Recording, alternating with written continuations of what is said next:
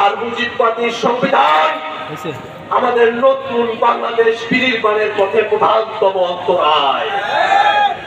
অতএব আওয়ামী লীগ এবং মুজিববাদের সাথে সাথে মুজিববাদী সংবিধানেরও কবর রচনা করতে হবে।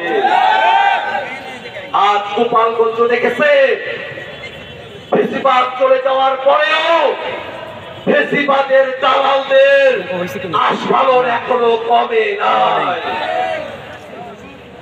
যদি ফেসিবাদী দোসরদেরকে আইনের আওতায় আনা যেত, ওরা যত গুম করেছে খুন করেছে তার বিচার হতো।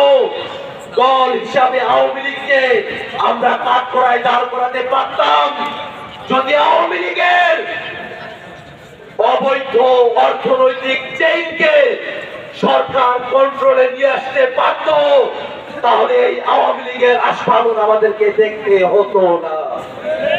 ভাইরা আমার, এই নতুন বাংলাদেশ সকলের বাংলাদেশ হবে। যে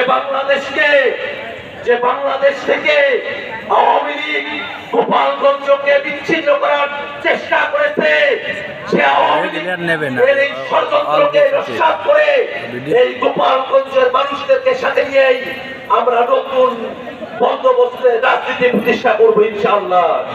আজকের এই সমাবেশে আপনাদের সকলের উপস্থিতিকে সাধুবাদ জানিয়ে আমি আমার বক্তব্য এখানে শেষ করছি।